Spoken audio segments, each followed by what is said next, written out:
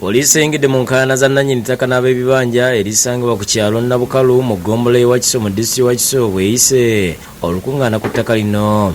Nnannyini ttaka looya Sekabanja n'ab'ekibanja baludde nga bakaayana ekitadde ab'ebyokwerinda mu kitundu kino ku bunkenke. Nga Sekabanja agamba nti kitaabwe Samusoni Sekabanja Kato omugenzi yagula ettaka yiika 10 naye gwe baalekawo okulikuuma n'alibagobako. Era kino kyonna kyali kibira. Baalekako omusajja omu mu myaka gye7 bwe bayita Ssentongo. Oyo nno ye yatandika okugaba ebibanja. Sekabanja agamba mu 1996 bajja ne basasula abantu abaaliko ng'ab'ebibanja naye kyabeewunyisiza okujja nga kuliko abalala abazeeko. Kati 2006 naye ntandika okusasula abantu. Sijja kugamba nti bonna nabasasula ndi baggwangayo era buli kimu nakikola mu bwerufu. Naye obuzibu waffe bubadde bumu nti oluvannyuma lw'ebyo byonna chairman atolo n'alyoka aleeta ba property agent nti ate baklaiming nti babibanja kuno. Ssentebe w'ekitundu Ahmed Mbiru asabye poliisi okubayamba okulaba nga bamalawo enkaayana. Twagala nnyo obulambulukufu, twagala nnyo obutebenkevu. Bye bintu bino tusanyusa okusobola okujja oba ne mujja twabe nga tugonjoola ki. Yemulugunyiza olwa poliisi okumukwata n'emugalya kyokka ng'abantu bongedde okumulumiriza olw'okussa emikono ku ndagaano ezitunda ettaka emirundi 2. Chairman Mubiru Kamada yatunda ebibanja byaffe akolagana ne baddiira.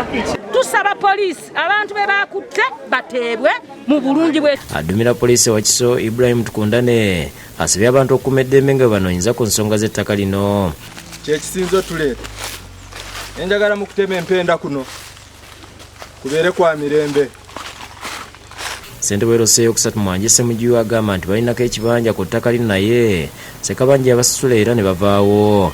Omukulu Sekabanja bwe yajja omugenzi Kiyaga yamuguza maama yawuliriza n'agenda omukulu n'amukumpa setinga oba n'amuddiza ssente kanti mu Luganda. Amyuka adumira poliisi mu kampala n'emiriraano Ben Mubangizi alagidde ow'eroseeyo 3 okuwandiika amannya g'abalina ebibanja ku ttaka lino basobole okugonjoola ensonga mu bwangu.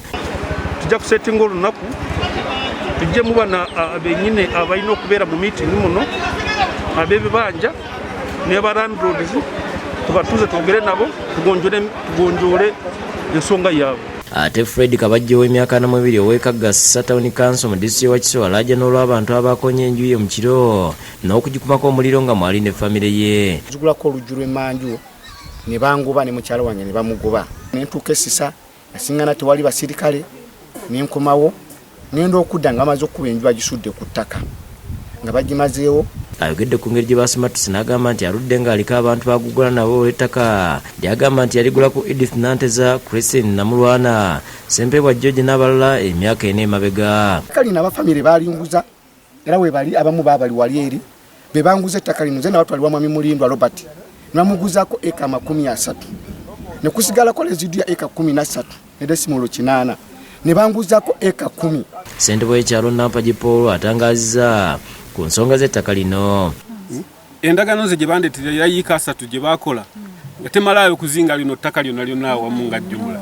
Asabye poliisi y'e Kajjansi okukola ogwayo mu kifo ky'okubalekerera abaaguza Kabajjo nga bakulembeddwamu Namulwana obuzibu babutadde ku bantu abaagala okufuna ebyendola. Ekintu eki endagaano gye twakolera Mulindwa weeri ajja apimeko yiikazi 50 tetugeegaana twagamuguza. Omu ku balumiriza okuleeta emivuyo Amoti Magara ku lukomo lw'essimu abasabye okuddukira ku poliisi.